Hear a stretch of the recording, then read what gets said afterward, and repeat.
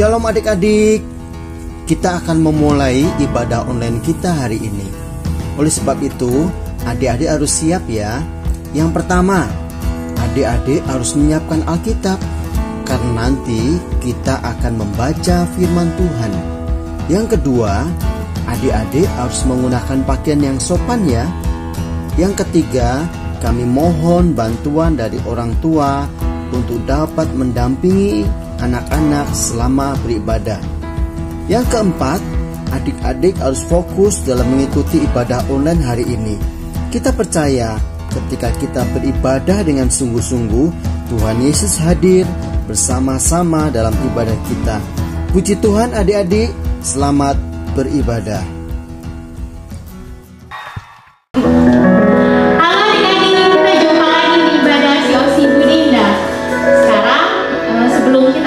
Puji-pujiannya, kakak mau ajak adik-adik untuk berdoa terlebih dahulu ya.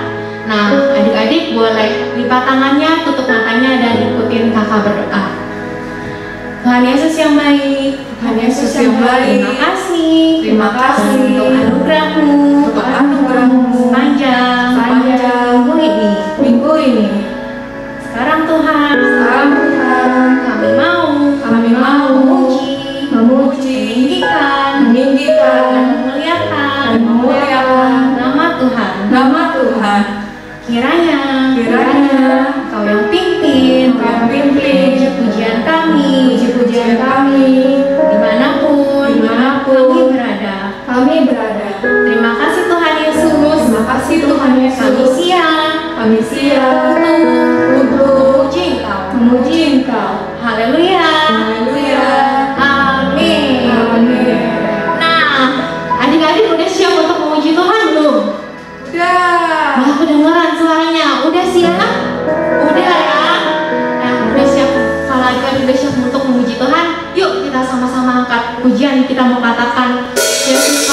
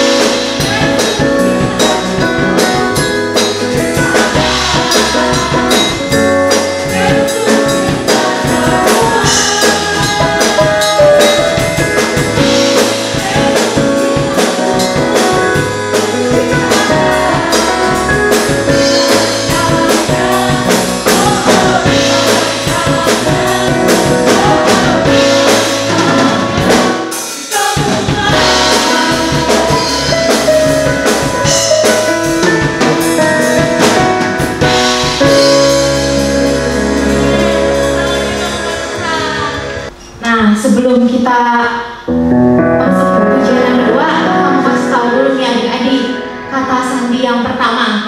Kata sandi yang pertama adalah aku kuat. Kakak ulang lagi ya. Jadi kata sandi yang pertama adalah aku kuat.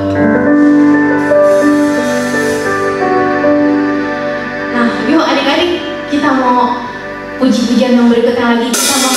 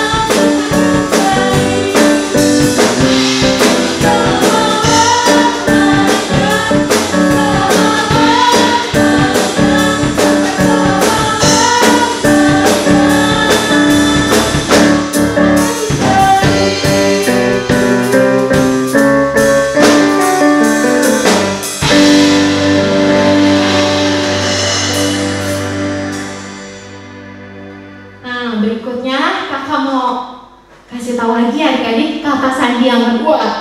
Kata sandi yang kedua adalah karena. Apa adik-adik? Karena. Nah, sekarang kakak mau ngajak adik-adik untuk siapin hati untuk mendengarkan cerita firman Tuhan. Jangan ada yang main-main lagi. Kita mau sungguh-sungguh. Katakan seperti Yerusalem bersama.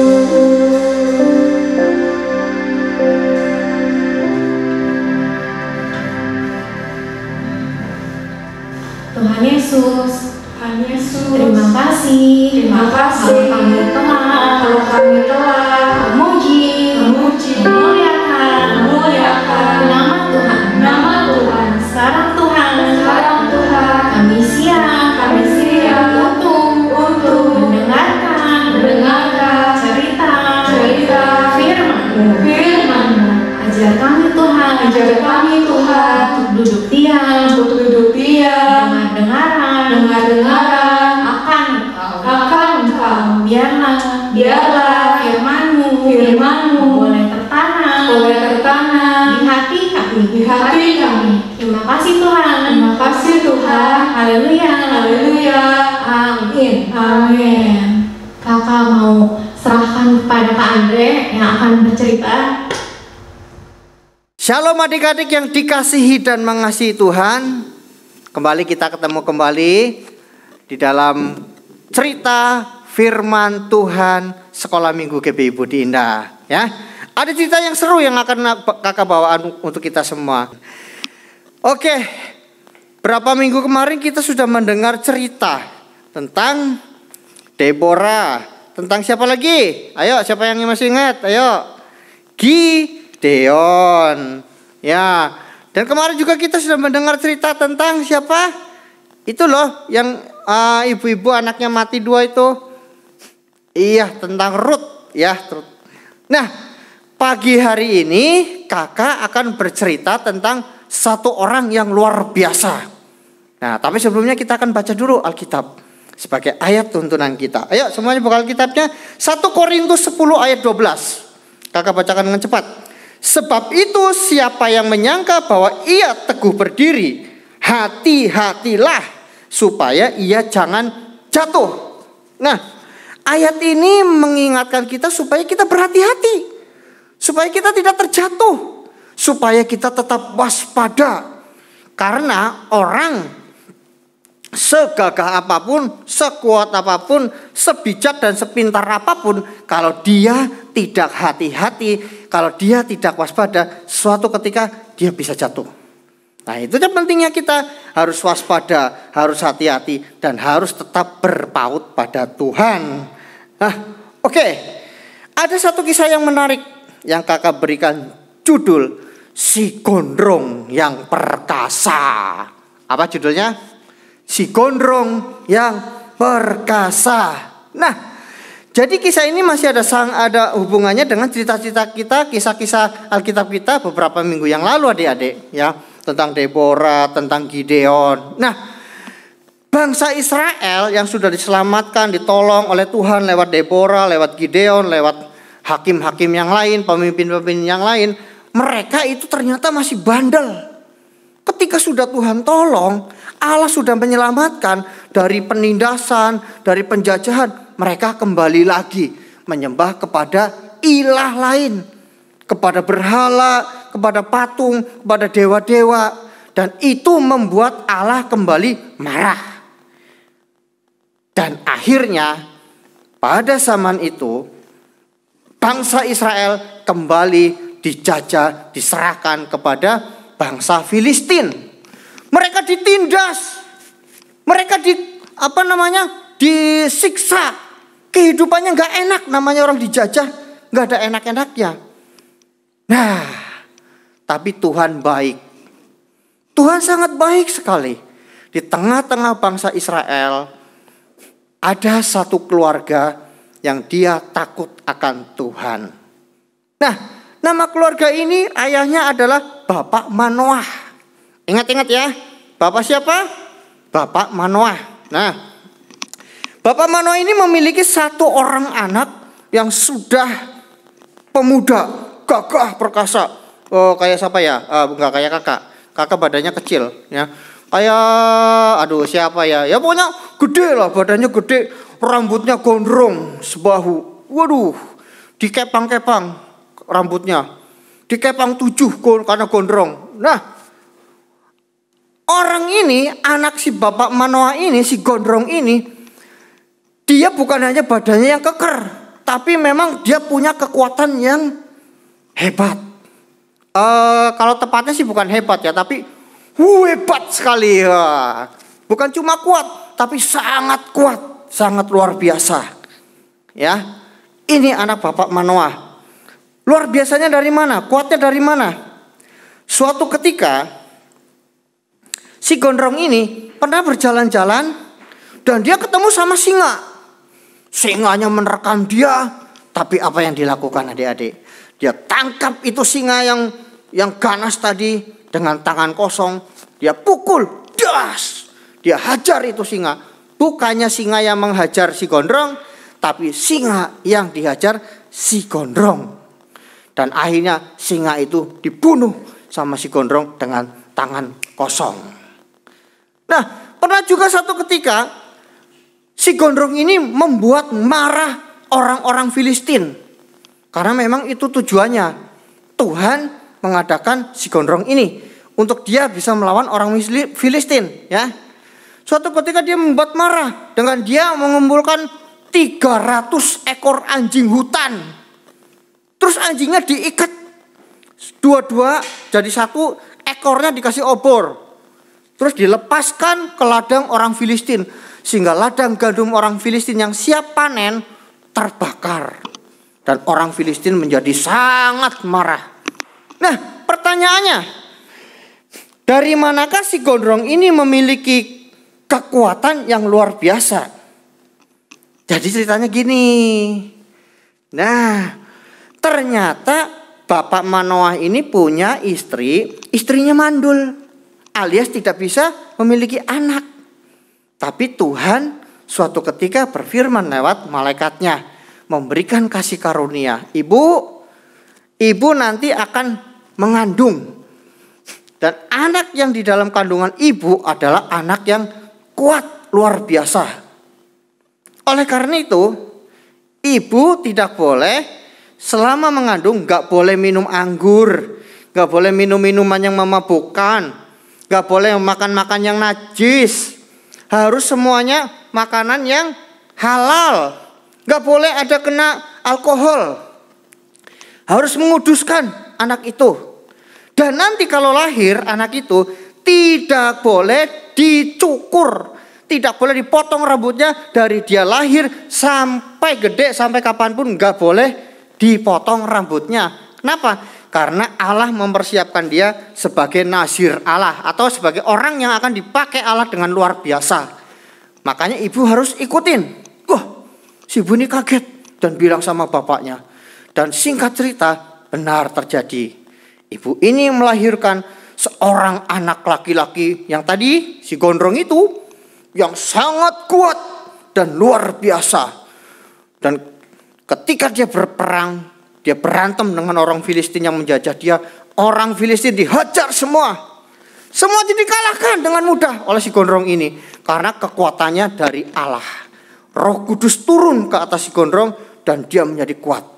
Tidak ada seorang pun orang Filistin yang bisa mengalahkannya. Nah, akhirnya orang Filistin bingung. Dan dia mencari cara.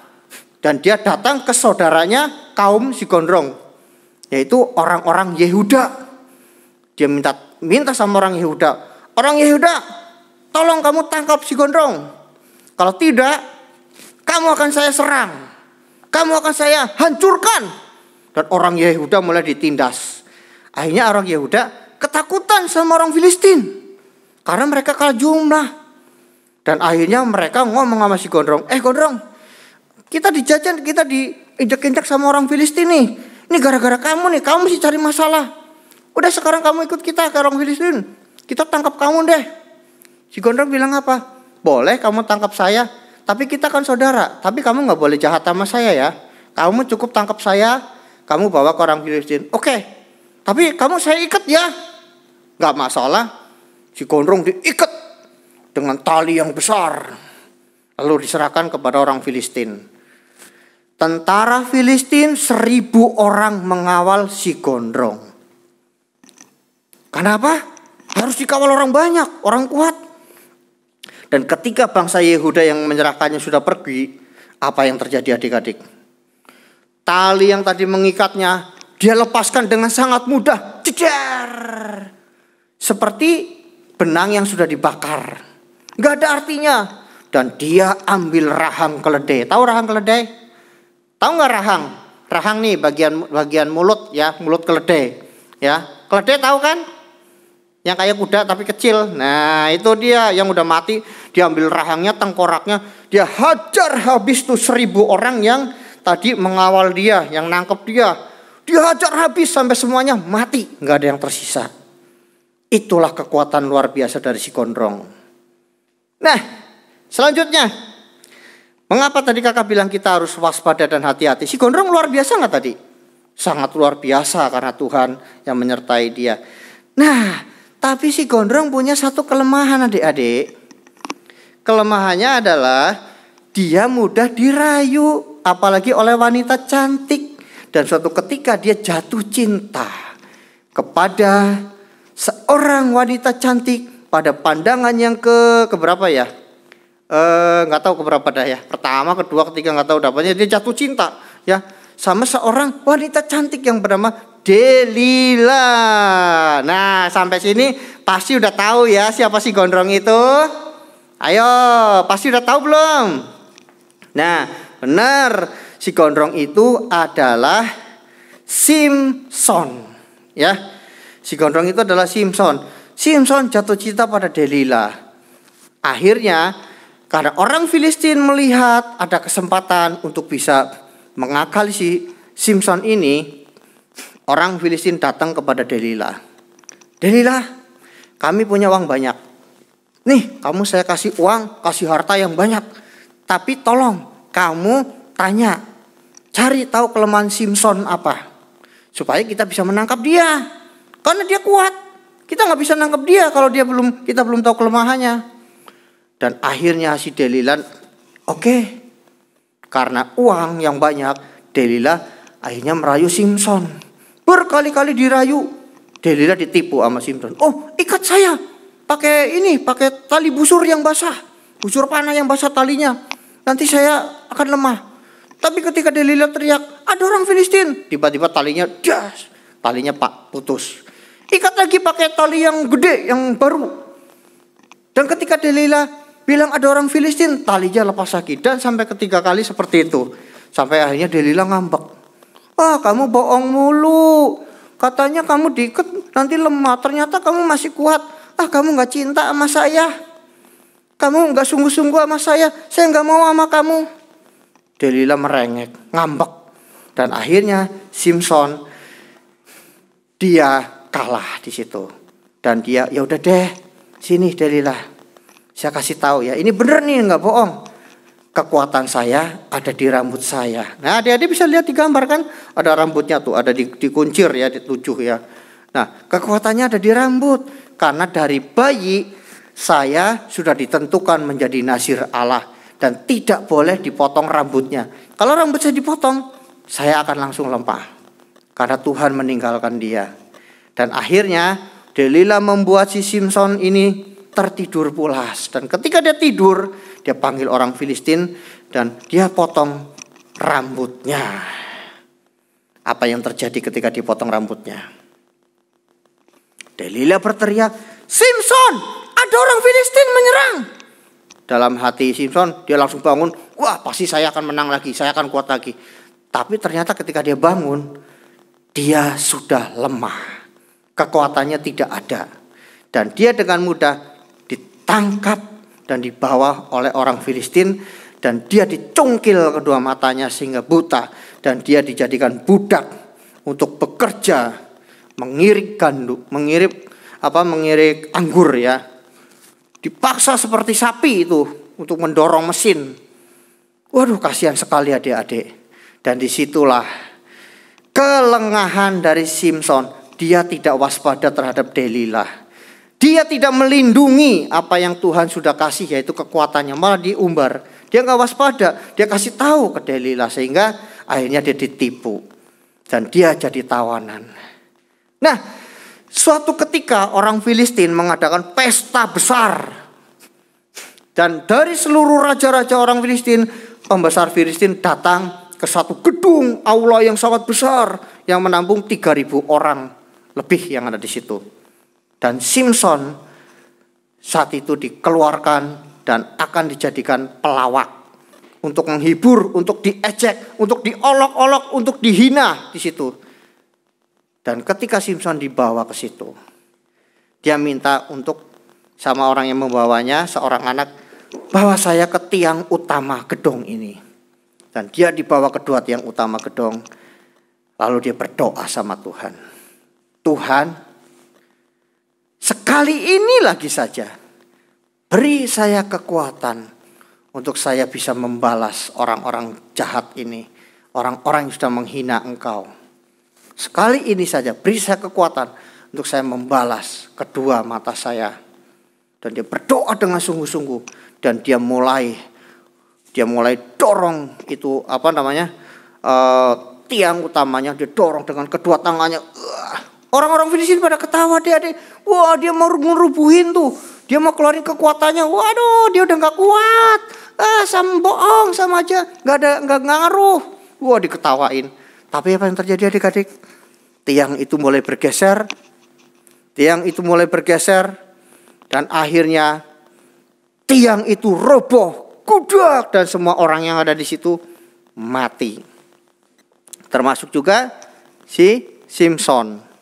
Simson ikut mati di tempat itu. Dan 3.000 orang yang ada di tempat itu, raja-raja orang Filistin dan pembesar-pembesar Filistin, semuanya ikut mati. Nah, apa yang bisa kita petik dari cerita ini, adik-adik? Ya, kita semua sebagai anak Tuhan harus selalu waspada dengan apa yang sudah Tuhan berikan bagi kita. Kita harus tetap waspada, tidak boleh kita ceroboh, tidak boleh kita sombong, tidak boleh kita juga berlaku seenaknya, tapi kita harus menghargai. Seperti tadi Simson, harusnya dia menghargai yang Tuhan kasih dan dia lebih waspada, tidak sembarangan. Nah, itu pelajaran buat kita semua, termasuk juga buat kakak, ya, supaya kita harus lebih berhati-hati lagi dalam segala sesuatu di dalam kehidupan kita. Nah, ini cerita firman Tuhan kita pada pagi hari ini. Dan cerita ini kakak ambil dari kitab Hakim-Hakim 13 sampai 16. Yuk kita berdoa sama-sama. Terima kasih Tuhan buat cerita firman Tuhan yang sudah Engkau berikan bagi kami pada pagi hari ini. Ajar kami untuk kami boleh waspada, berhati-hati, dan lebih mengutamakan Engkau di dalam segala hal, supaya kami tetap boleh hidup berkenan kepadamu dan merasakan kasih dan anugerah-Mu. Kami boleh belajar pagi hari ini oleh karena tuntunan-Mu yang menuntun kami semua. Berkati anak-anak sekolah minggu yang sudah mendengarkan firman-Mu pada pagi hari ini Tuhan. Kiranya Kau memberkati mereka dengan luar biasa dan menjadikan mereka anak-anak yang setia. Di dalam nama Yesus kami bersyukur untuk firman-Mu. Amin.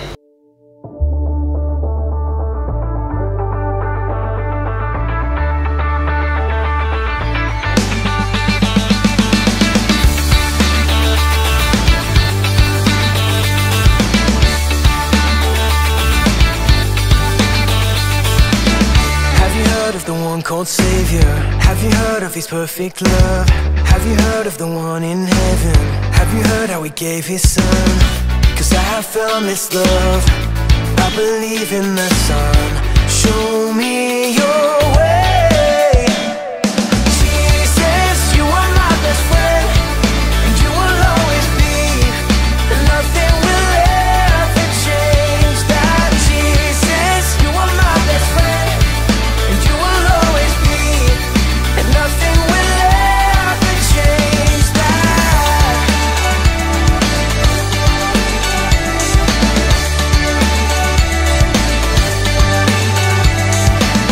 I believe in the one called Savior, I believe He's the risen one, I believe that I'll live forever, I believe that my King will come, 'cause I have found this love, I believe in the Son. Show me your way.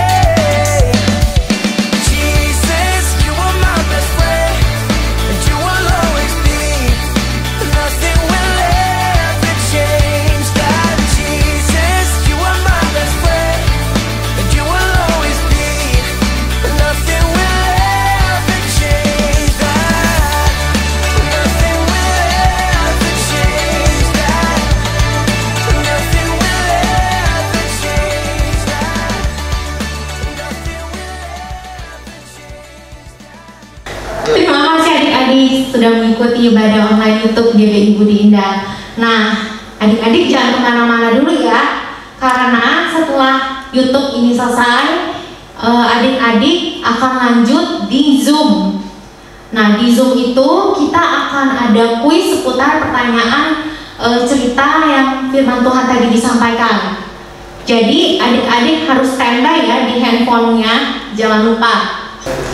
Oke adik-adik, kakak mau kasih tahu kata sandian terakhir. Kata sandian terakhir yaitu Tuhan. Apa adik-adik? Tuhan.